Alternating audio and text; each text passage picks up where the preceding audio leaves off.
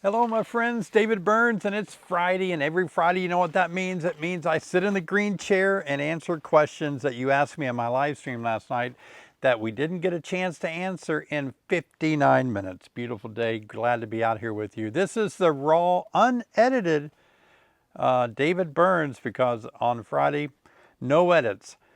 Simple video to make, just answer your questions. I don't have to edit anything, but it's risky. You're just going to hear what I do without having to edit my videos.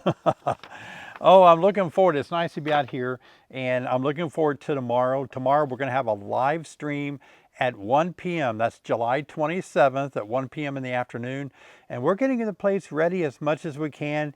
You know, I think it looks fine the way it is, but Sherry kind of thinks she wants it to look pretty good when people get here. So we're going to get the place kind of looking a little bit better for you guys.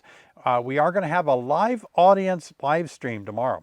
And that means if you bought a ticket, you can still get tickets to be here. I'll leave a link right here, but you can be in the audience during my live stream tomorrow afternoon, Saturday, July the 27th, 1 p.m. Central Time. Still time to get here. If you don't have time to buy a ticket or something, you can always watch it live, just like any other of my live streams. So it'll be a little different. The live stream will be a little different than our Thursday night live stream. Got some cool things planned. You want to be either here at the live stream or watch it. And here's a link if you want to watch it. Maybe you live too far away to be here, you can watch the live stream. So I hope you will join us Saturday, July 27th, 1 p.m. Looking forward to that. Gosh, it's going to be fun.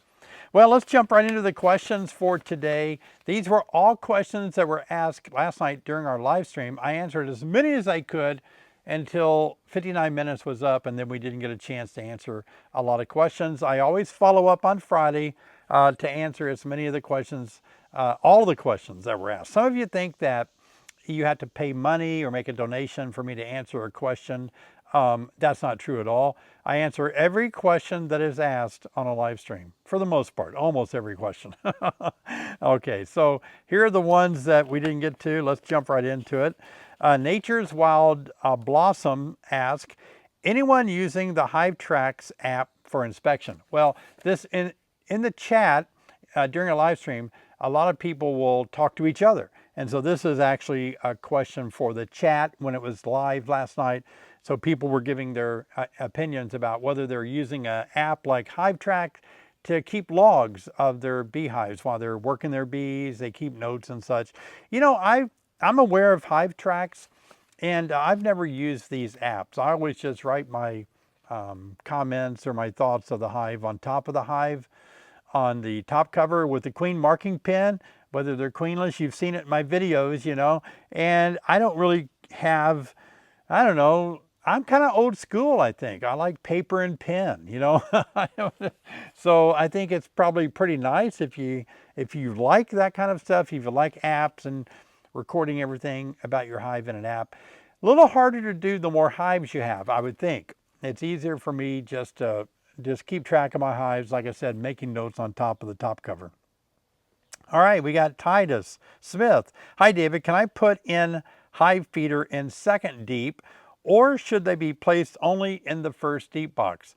I'm assuming, Titus, that you're talking about a frame feeder, since you're talking about putting them in boxes, deep boxes. So in a frame feeder like that, I always put it in the top deep box. That way I don't have to take off the top deep box to get to the bottom deep box to fill it up, right? So yeah, I always like my frame. I do use frame feeders, not so much anymore, but I have, and they work fine. Some of them are they take up one frame, others are a little wider, they take up 2 frames, so you lose a little bit of space for raising brood in your deep box. That's the kind of the catch to that. But certainly put it in the highest box so you can refill it without moving so many boxes around. All right, John says, David, in wintertime, how often do you have to feed the hive winter bee kind boards? Okay, good question. The winter bee kinds go on sale August the 1st. They sell out quickly, just a heads up on that. These are the winter bee kind feeding boards that I created many years ago, and thousands of customers love them around the country. And they contain the basic ingredients that we sell that are our additives for spring and fall, we just put them in a hard candy for wintertime on an insulated board. And everybody knows that if you insulate your hive on top, that's the best thing. Even those that practice condensing hive approaches where you insulate the whole thing, cut off all the air and everything, even they say that it's better to insulate on top. That's where you're going to lose most heat. But remember, bees don't heat their hives like we heat our houses. You know, in a corner of your house over there, it's going to be 72 degrees way up at the corner by your ceiling. Bees don't do that. Bees cluster together. They keep each other warm, only in a tight cluster. So they generate a lot of heat. And if it's really cold outside, the contrasting temperatures can make things moist in the hive. So in my case, I found the success was by putting a winter be kind on there, and I keep my bottom boards open. And a winter be kind has a little vent knot in the top, and it allows passive ventilation for that excess moisture to get out of the hive. But you ask about how many? I would say it takes about 4 or 5 winter be kinds. They have about 4 or 5 pounds of food on them. It takes 4 or 5 of them per hive to make it through the winter. And we always include a recipe when you buy one, and in that recipe you can make your own if you choose to do that. All right, we've got Natalie.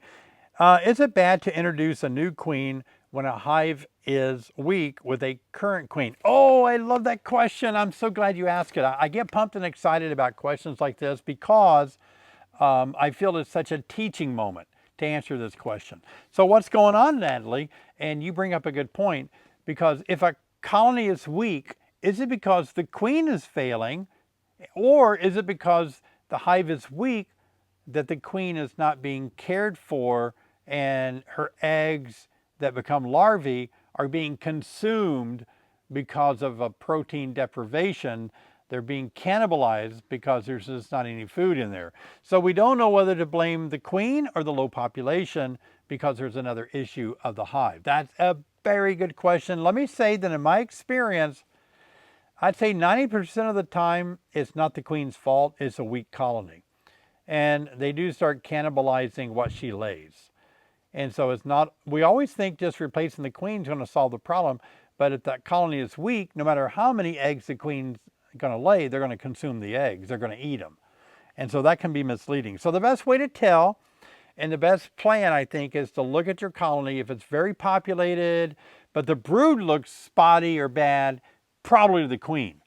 But if it's very, very weak in numbers and the brood looks bad, it's probably the weak numbers that are making the queen look bad. Oh, I love sharing that. Those are some good questions. A question from Charlie. Have a good night, David and team. I'd like to see more videos on that log. I'm trying to find a tree on my property. You think I'm doing the same thing? Yeah, I made a video this week about me trying to put a Langstroth deep box inside of a hollow tree, dead tree that is cut up. I'm trying to figure that out, but Charlie wants to do a similar thing. It would be fun. It's a neat idea. A lot of people think bees and trees live longer, they do better and all that. I don't think they do, so I thought it'd be fun just to drop them in there and see. But we oftentimes get tree trimmers that bring us big hives and trees like that and drop them out on the property, and they just don't last long. I can't work them, I can't deal with mites. And a lot of times they get disturbed when the trees fall over and it shakes everything and messes it up. So those are tough things to deal with. But good luck, Charlie. Maybe you'll find a tree on your property. Here's a question from Mickey. My bees have been very hot. 2 deeps so full. Added super 3 weeks ago, not drawing it out. I am soon feeding this hive. Should I leave this super on or remove it? Okay, so it's getting kind of late in the year. Mickey, I don't know where you live. This kind of depends on a lot of conditions of your hive, obviously. I'm going to guess that your season may be over. You know, bees have to have incoming nectar to consume it, to metabolize and make wax from their wax glands between the ages of 12 and 17 days old as bees. So if they don't have incoming nectar, a good supply of it like that, it's hard for those bees to make wax flakes, which they turn into comb building. So in your case, maybe you're in that season where they're not bringing a lot of nectar in and they can't make a lot of wax. That's why they're not drawing that super out. And if that's the case, Mickey, you might just have to lose that super on top. They may never do it. It sounds like it's been hot. Maybe things are drier. Yeah, I'm going to guess this is not going to work good for you. Did I say this is the unedited David Burns? This is Friday when I have unedited video. I think I did say that, but yeah, this is just me being raw and unedited answering your questions. So kind of like live stream, only it's recorded and then published. Live stream is live. Stark Lavender Fields. Okay, Ryan, how are you doing? Ryan will be here tomorrow at our live stream with his wife at 1 in the afternoon. So we're looking forward to having Ryan here. I made a video with Ryan in his lavender field. That was a cool video, so be sure and check that out on my channel here. Ryan asks, why is there a large uptick in zero mite treatment groups? And is this going to cause an increase in mites for others, or do you think there's a lot of success with this? Oh boy, I have a lot to say about this. Oh gosh, wow. You're going to get an earful of my opinion and philosophy and experience with this question. Oh boy, here we go. You ready? All right. Well, there was a time when I really felt that I could capture a lot of the wild feral colonies that were surviving year after year. And so I would search for colonies that were in barns or trees, and they'd been there year after year after year. And I thought maybe I could get the queens out of there, or the hive, and then graft from the queen. Because to me, maybe they had a characteristic in their DNA, their genetics, that may cause them to live longer and resist mites. So I tried that, and I was successful at capturing those bees, removing them, and raising queens from them, but I was not successful at the progeny being anything that was any good as far as living for longevity or anything. It wasn't that way at all. I think a lot of times we feel, I'm going to answer a lot of these this question, Ryan, so stay with me. But a lot of times we feel that if we can stop treating our bees and just let them get used to mites, get over it, then they'll be fine. And that might kind of be true in a very tight area, like on an island or something. I've read studies where that might work, but it's never going to work. Not in the US, because we have commercial beekeepers that they have millions of dollars invested in their hives and their equipment. There's no way they're just going to stop treating their bees. They would lose so many bees so fast. They would. And back to me, when I did it, I would lose high numbers of bees from the mites. So even though they were existing in a barn or a tree somewhere and they swore they'd been there for years, I think the difference is where they were either, there were mites maybe, but they weren't as infected by viruses, so they were kind of clean mites. Or in that little area where that hive initially was, they just didn't have a lot of mites there. And so when I moved them to where I live, maybe there were more mites, or the mites had more viruses or something. So that's the catch. Not everyone's going to be able to do this. And besides, this concept of just stop treating bees and the mites will go away, or they'll get used to them, they'll cohabitate together. I don't think that's a good approach. I wish it was. I want it to be. I want to be on that side of the fence. I really do. I tried that. I tried to be on that side of the fence, and my bees died. It was disastrous. So I want to be there, but we're not there yet.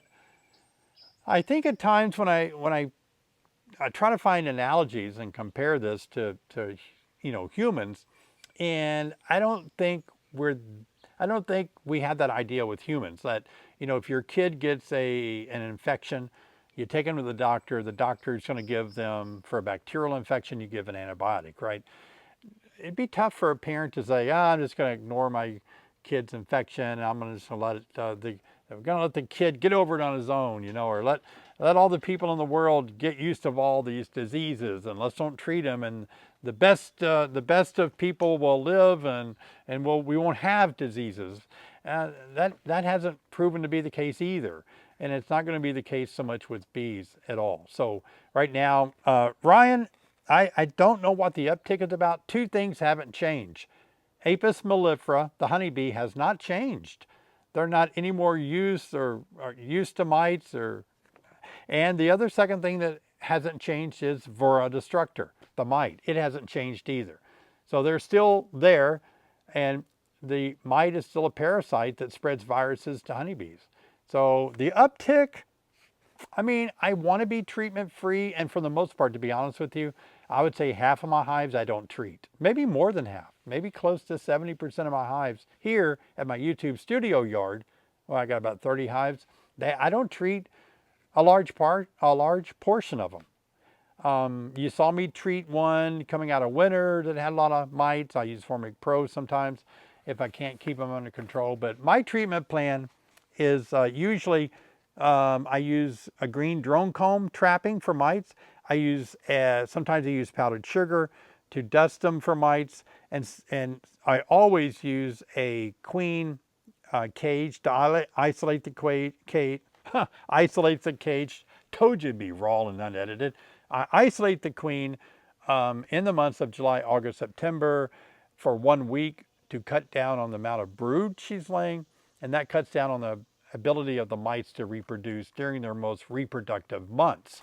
And so those are techniques I use that work really well for me. But if after using those techniques I still have high mite counts, then yeah, I'll use Formic Pro. That's kind of what I do. So most of my colonies don't really get any kind of strong treatment. They get my approach: screen bottom boards, powdered sugar dusting, green drone comb, and then breaking the queen's brood cycle with the push-in queen cage. That's kind of my go-to method of controlling my mites. And that works well for me. So I don't have to use a lot of, I don't use oxalic acid. I don't use Formic Pro. I have used all those things to make a video, in my hives to make videos. But that's just for educational purposes. It's not something that I have in my routine. But I do know that in the hives that we use to produce our nukes and our packages, there are an increased use of these more soft approaches to beekeeping, treatments that we use there, because we have to have them to make bees. That's just all it is to it. Yeah. So I don't know what the uptick is. I know everybody, I included, I want to be treatment free. I have friends that are treatment free. For the most part, I would call myself treatment free, but I'm not against treatment.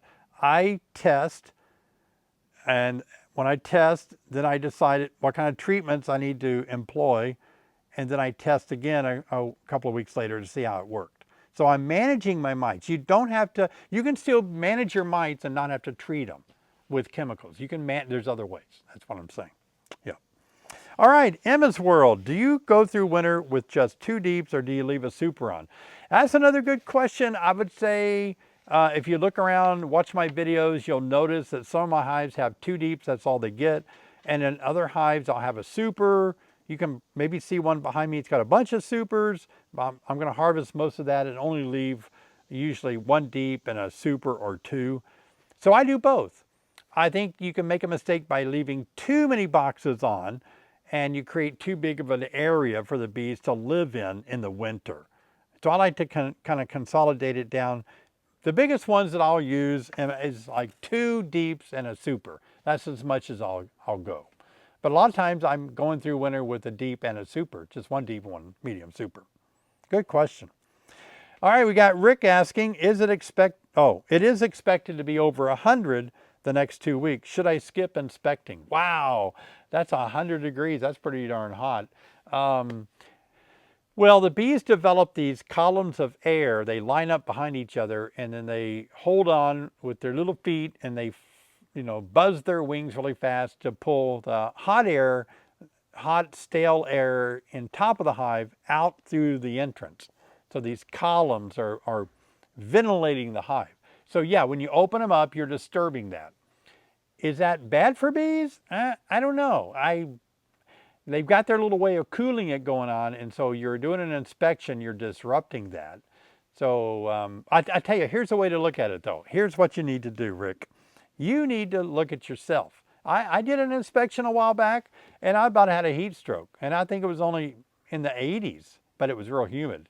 So 100 degrees is going to be bad for you. So how about you not do it? I think it's too risky to be out there at 100 degrees inspecting a hive. Wait until it cools off a little bit. I don't want you to have a heat stroke.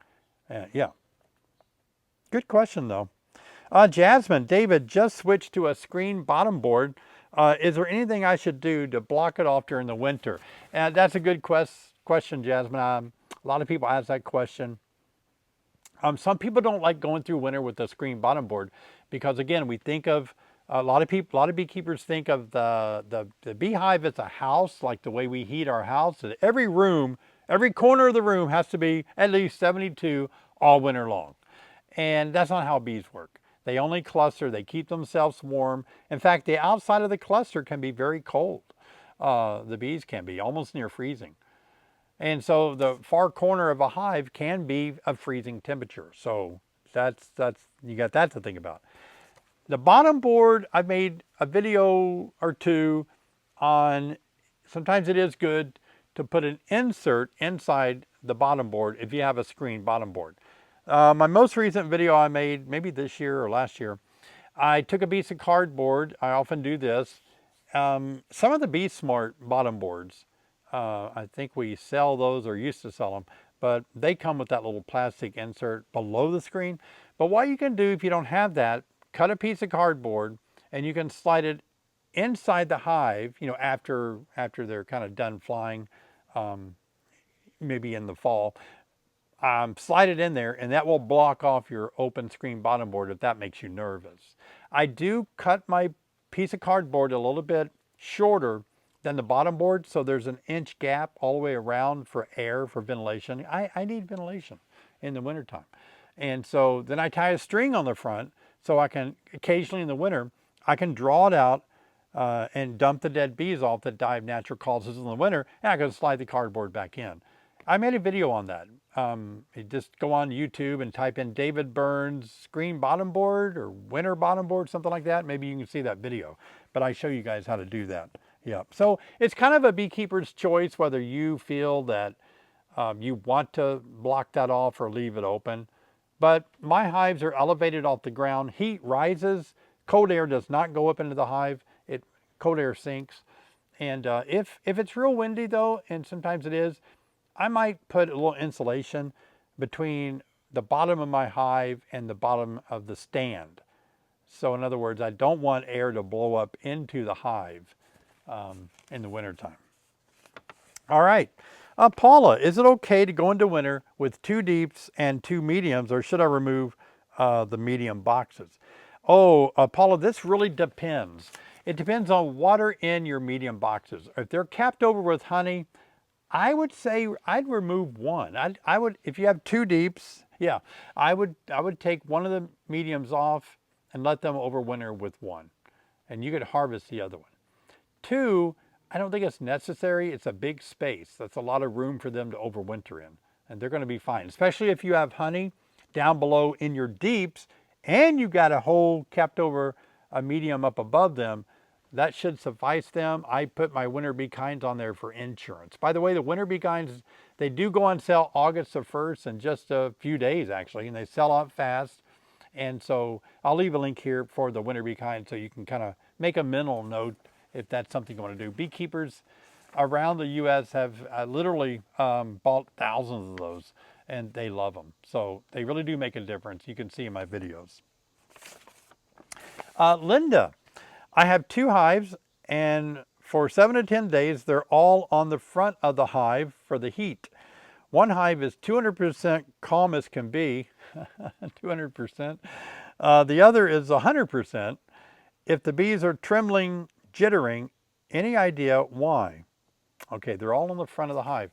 It all depends, but I'm guessing that what you're describing is washboarding, trembling and jittering. Are you seeing the bees, Linda, on the front of your hive kind of going back and forth like this, like they're scrubbing the deck? We call that washboarding. And to this day, every time I mention it on YouTube, people will leave comments telling me what it's caused by. And nobody knows. You can speculate, you can say what you think all you want, and I respect that. You may be right. But nobody scientifically has proven yet what that is caused, why they do that. They're scrubbing the deck with their proboscis, and it's just a weird thing. It's called washboarding. But that's normal, that's benign, nothing to worry about, always happens every year. Some hives more than others. Seems to do with the surface of the surface makes a little bit of difference sometimes, but if they're really trembling, like, and jittering, it could be a disease. It could be a virus that the bees have that's making them tremble. I mean, and trembling is just like, washboarding is more of a movement like that.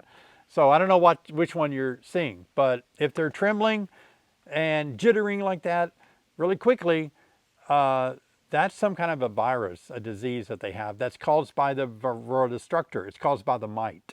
The mite has spread mites have spread viruses, and the bees are suffering from that. Yep. So it's really hard to tell. Depends on, I gave you a few ideas. You said, any ideas? So that's kind of what my take is on it. Michelle, put pollen patty on a 10-frame hive. Indiana is going into a dearth soon. Is that okay? Okay, let's talk about pollen patties. I used to be a big proponent of pollen patties. You put them between your deep boxes. In fact, our Burns feeding board is built with a slot. You can push your pollen patty down through it once you remove one layer of the wax paper, if you have wax on them. I stopped using pollen patties once small hive beetles got so bad, because small hive beetles will lay eggs in the pollen patties, and that just emerges and makes a mess. Oh my gosh, let's talk about small hive beetle. Have you ever had a hive be slimed from small hive beetle? Now, if you haven't, I can guarantee you're not as diligent about controlling small hive beetle as you would be if you had a hive that was slimed. You know what I mean? Sliming is awful. It's when the little small hive beetle larvae in the wandering stage will just burrow through the honey, and they defecate, and they cause the fermentation of the honey, or they burrow through they'll eat everything. They'll burrow through the brood area. It's nasty. The honey will literally drip out of your hive. So once you have, I've had a few hives that have been slimed, and once that happens, you will kill every beetle that you see, because you don't want that. It'll destroy your colony. It's gone. And so that's why you see me go crazy when I see a beetle, because I think I got to kill it. I don't want this. I don't want to lose the hive, right? I'm killing every beetle. So a pollen patty, what you've seen me do is I take the protein powder. That's what a pollen patty is, more protein than sugar. And so I take the pollen protein powder, Ultra B, a teaspoon per quart of 1-to-1 sugar water. That makes it kind of hidden from small hive beetle, because the bees are drinking it through the little holes in the lid. So the beetles aren't attracted to the protein powder to lay eggs or anything. That's what I do. All right, thanks for all the advice. I have a ton of Dutch clover, but my bees are just ignoring all of it. Do I just have a colony of low IQ, or is there just a better source out there? Oh, come on, your bees are smart. Your bees have a high IQ. Be nice to your bees. Here's some things to think about with clover. I've noticed my clover is going great. Bees are all over it. Then it rains. Well, once it rains, the next day, the bees aren't on my clover. I'm like, why not? It's sunny, it's beautiful, why aren't they there? And almost the second day, they're still not on it. Because after a rain, it kind of washes away, neutralizes the nectar, and the plant needs to dry out to secrete the nectar again. And you'll see it pick up. So maybe you're getting rain that's washing it out, or, like you said, maybe your bees have a better nectar source. Maybe there's a plant that has more abundant nectar and pollen together, and the bees are finding it more advantageous to go to the sweeter nectar source that's more bountiful than the clover. That's probably, you're right, you nailed it. It's one of the two. But no, your bees aren't dumb. Your bees are smart. YouTuber user. Oh, we found the YouTube user. I knew there was a YouTube user out there. Now we found them. Can I add a medium box for a second brood chamber, or is that too small for winter? Western Maryland. Good question. I think I kind of hinted on that, answering that earlier. Going through winter with a deep and then putting a medium super on top probably will serve you well. I do that. By the way, I'll be in Maryland at EAS in about a week, so I'm looking forward to that. Maybe you'll be there, YouTube user. You'll have to look me up. I want to meet the YouTube user. Wow, that's a great name. But yeah, you can, like I said, it's not so much going into winter with a smaller configuration of boxes. I think the danger is too many boxes, like 4 deeps and 2 supers. You know, you got 6 boxes going into winter, too big of a space for colony to really be in, I feel. I think the smaller it is with food on top and insulation on top is a winner with mite populations low and a good queen. Yeah, Western Maryland. Nature's Wild Blossom. Oh, did I get through all the questions? Let me see. I think I started over to the first ones again. Wow. Wait a minute. Yeah. Wow, we did it. That's amazing. I was liking that. I don't want this to end. I love answering questions. And man, it's fun for me to answer beekeeping questions. And I want to have a moment of coffee time with you guys and talk about something I think would be helpful for you. Before I do though, I'm going to tell you a neat inspection trick that I think you'll really enjoy. In fact, I'll leave a video at the end of this video that goes into more detail. But here it is. It's called 3, 4. 2 numbers, 3 and 4 on your inspection. Now, I did not hear this anywhere. I'm not saying I'm the first to come up with it by any means. I'm sure it's nothing new under the sun, right? But it dawned on me the other day that if I could teach people when they inspect, what they need to be looking for is 3 and 4. Okay, you ready? Let's start with the 3. The first thing you want to look for is brood. And there's 3 stages of brood. You've got eggs, larvae, and pupae. So you're evaluating on your inspection, like, do I have a lot of eggs? Do I have a good queen laying a lot of eggs? Do I have larvae? Do I have capped over brood in the pupae stage? So you're looking for 3 stages and how much of the brood do you have? 4, you're looking for 4 types of resources that you should see in your hive. And that would be nectar, that's honey that's not sealed off or dried down yet. It's from the nectaries of flowers. It's nectar, it's wet, it's liquid in a cell. Think of it that way, all right? So you got nectar. Honey, that means it's capped over because it's dried down to 16, 17, 18%. So it's capped over with wax. So you get nectar or honey. The other food source would be pollen they get from the plants, the male gamete of the plant flower for fertilizing other plants. So you got the pollen, and then you got bee bread. So those 4, okay, got it? Egg, larvae, pupae, nectar, honey, pollen, bee bread. All right, 3, 4. So I got to ask the question today. Somebody said, hey, what's the difference between pollen and bee bread? How do I visually know the difference? It's real easy. It's simple. Pollen appears to be more dry, and bee bread appears to be more glossy, kind of wet.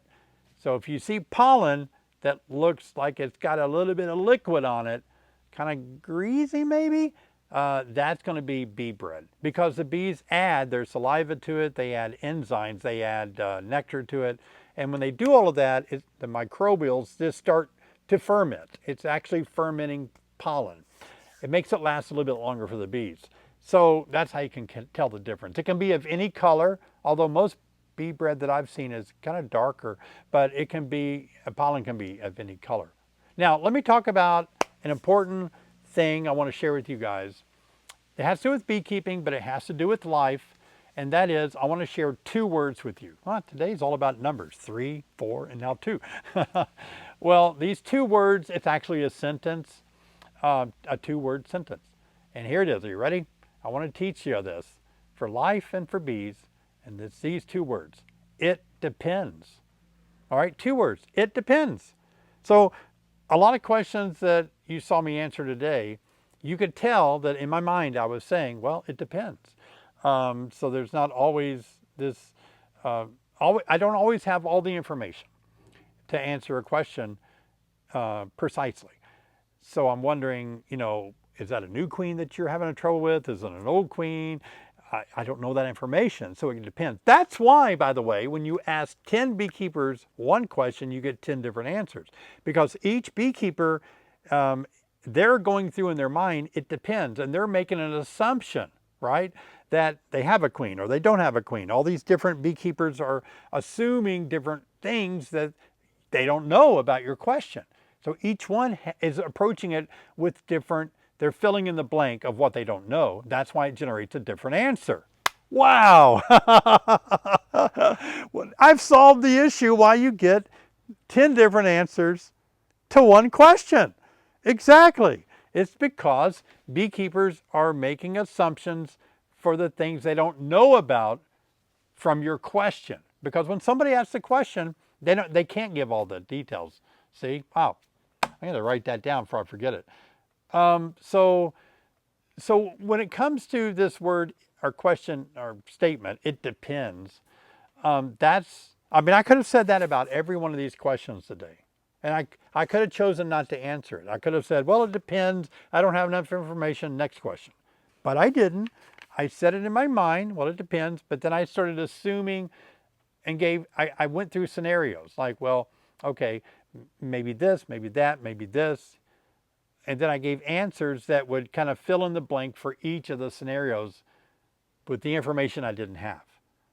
In other words, it kind of depends on whether or not you're in a dearth. It depends on whether or not, you know, the queen is failing or the hive is failing in population. These things, it kind of depends. And I gave you 2 scenarios and how you can judge that. So in life, we're faced with this a lot. And I want to talk specifically about this. Okay, ready?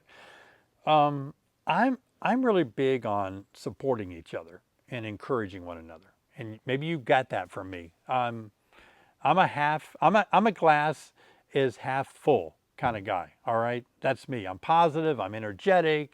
I oftentimes say I'm pumped and I'm excited. I am. I'm sorry. I'm one of those people. If you don't like people that are over the top, pumped and excited and always energetic and happy, I'm probably going to annoy you a little bit. I don't mean to, but I get it, you know.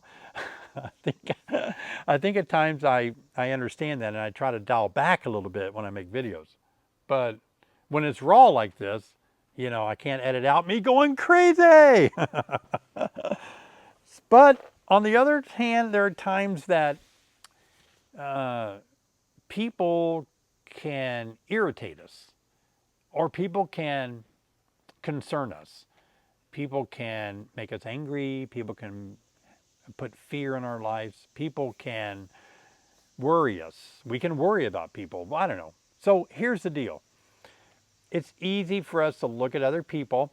I have acquaintances, friends, acquaintances, that when I'm with them and they see somebody that's different than they are, either in thought, religion, politics, whatever, they call them an idiot just because they're different. Look at that idiot. And you see this if they're driving funny, driving differently than you would drive. Look at that idiot driver. Meh, idiot. You know, I don't think I would ever want to call anybody an idiot. But here's the deal. What I'm saying is, the person that other people are getting upset about or angry at or are worried about or whatever, you need to ask, well, it depends. You know, like in other words, whatever they're going through, however they're treating me right now, it kind of depends. And let me explain it. It depends on what they're going through. Somebody could be reacting in a unfriendly manner, an unkind way, a very discouraging way, a put down way, and it might depend on they're going through a tough time. Maybe they've got a bad medical diagnosis, maybe they lost their job, they don't have income anymore, maybe they're having family problems, marital problems, maybe they're having issues, who knows? So before we write somebody off and call them a name and get upset about how they're treating us, I know it's hard, but we have to say, wait, before I judge them that way, it kind of depends on what they're going through. And who knows, if I was going through what they're going through, maybe I would be that way, you know? So we're all kind of the same. We are similar to honeybees in that humanity is well, bees are a single organism. One bee alone is not worth anything. They have to rely on each other. And humanity, I think, initially, or should be, that we all rely on each other the same way. So I think I'm trying to say that we really need to encourage one another and support one another, because here's the deal. Today, I've noticed in the last, maybe the last 5 years, I've noticed a couple of terms that I hear passed around. And that is toxic people. Like, do you have toxic people in your life? And another term is, let's see, I'm gonna bring it up here. It would be low contact. And so that's something that I hear a lot now. I hear people saying, oh, I don't feel good about being around that person because they're toxic. Meaning that when I'm around them, they're negative, or they don't build me up, or they say things that bother me, and so they're toxic. So I'm putting them on my toxic list, and I'm not going to be around them. I don't want to spend time with them anymore. Or I'm going to make low contact, minimal contact with these people. I think that's probably what happens with a lot of families. Families know they still have to be at birthday parties. They still have to kind of be related and be family, but low contact. I'm not going to be around them very much because there's something about them that I don't like. But that's when you need to say, well, wait a minute, before I put them on a list, mark them off of people I'm going to be around, it depends. It depends on a lot of things. I need to know, what are they going through? In fact, here's the deal. People that are toxic, or that we're going to put on a low contact list, especially family, but anybody really, friends or whatever, they might really need us. People that can encourage them, be a listening ear, help them. Maybe they need a boost. So if we just only hang out around people that serve us, make us better, I get it, but at the same time, when are we going to give back? When do we help other people? When do people that need help ever get help if the people needing help are always viewed as toxic people? And so I know it's tough. It's kind of like loving the unlovable. How can you ever love somebody that is just so unlovable? I mean, it's like trying to give food to a dog that is growling and biting at you, and you want to help it, but it's going to bite your arm off if you try to help it. I get it. There's a point. I mean, there's always exceptions. There's a point where, yeah, there's sometimes people are toxic, low contact, you have to do that. But that shouldn't be our go-to thing. And relating that to bees, you can't just have a hive that you love because it's prosperous, populated well, no mites, and producing thousands of gallons of honey, and you love being a beekeeper.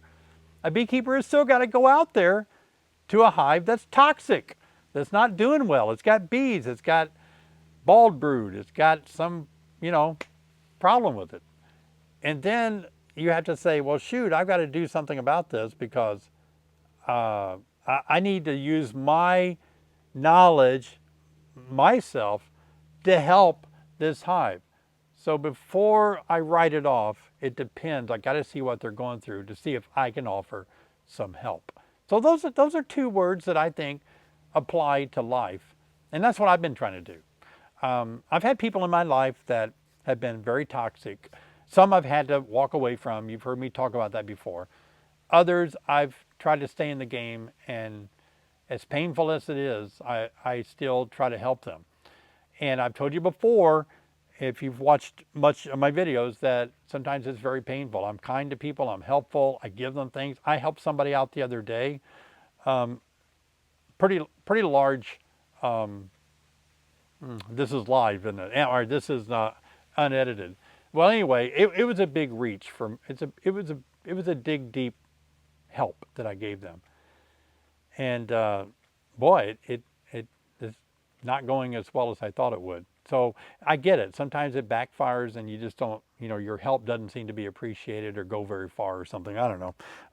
But it's tough, I think, sometimes. But the thing is, there are many of you watching today, and you have what it takes to get behind somebody that needs your help. You've got to say it depends on what they're going through before I write them off. Yeah. I can't believe I went through all those questions. I'm going to go a little closer and look. I thought I had a lot more. Let's see. Did I answer those?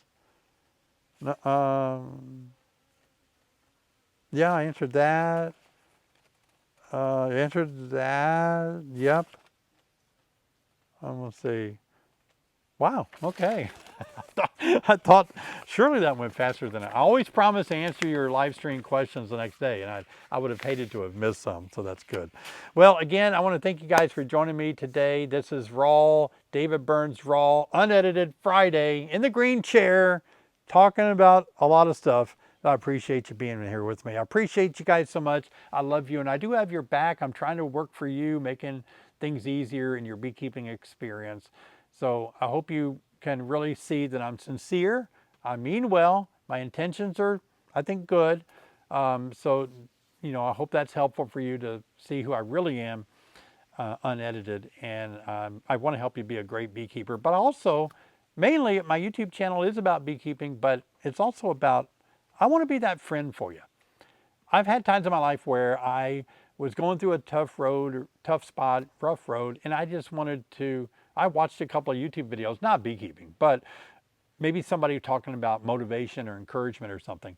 And I got kind of comforted. I got built up by them, not so much what they were saying, but just being a friend that I could sit there and listen to and be encouraged. And sometimes I would say, oh, they haven't made a video yet. I like listening to them talk. I just like the sound of their voice.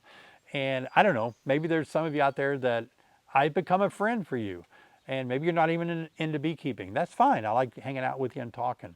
So I appreciate you, beekeeper or no beekeeper. I love you. I want to encourage you. Hang in there, whatever you're going through. Be tough. Cowboy up. And it's going to make us stronger going through difficult times, as hard as it is. So I really do thank you for watching my video today. By the way, I want to share this last video with you that I made. I'm going to give you a link to it right now. This is the video where I go into more depth about my 3 and 4 inspection plan. Check out the video right here, guys. I'll see you over there.